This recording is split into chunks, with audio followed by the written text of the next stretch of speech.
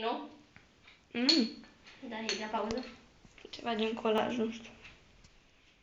Cum luăm boiaua, dragi telespectatori sau computer... Nu, lasă.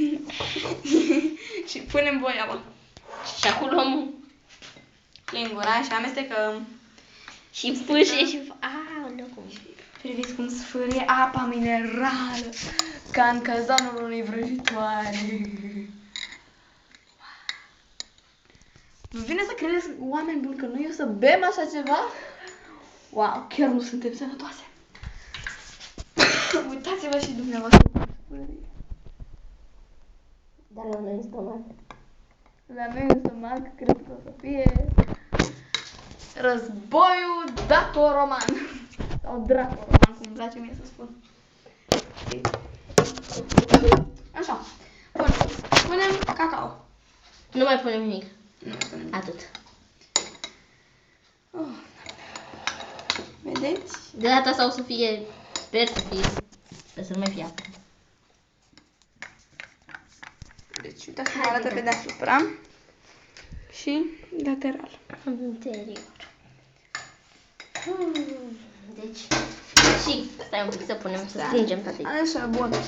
Eu voi mai, că nu vreau să dau cu buzele de toate drăcoverile astea și le voi duce mai la fund. Dar o să ridice din nou, așa că un cadou în zadar. Da, așa că un cadou să fie în zadar.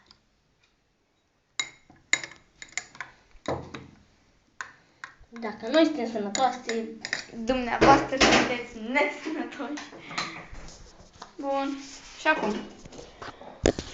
și acum Oameni buni, vreau să știți că v-am iubit. Nu v-am iubit. de fapt nu v-am iubit, că nici măcar nu v-am cunoscut, dacă Da. să nu mai și iubim.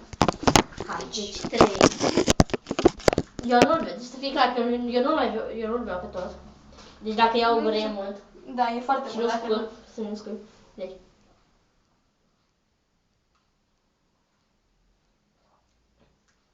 Deci, este foarte interesant. Da.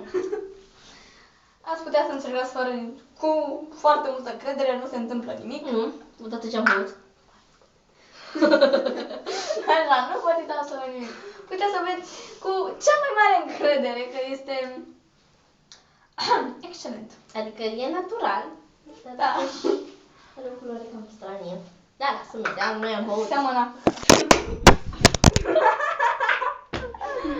Vezi, Să-mi dea de ca să un stop.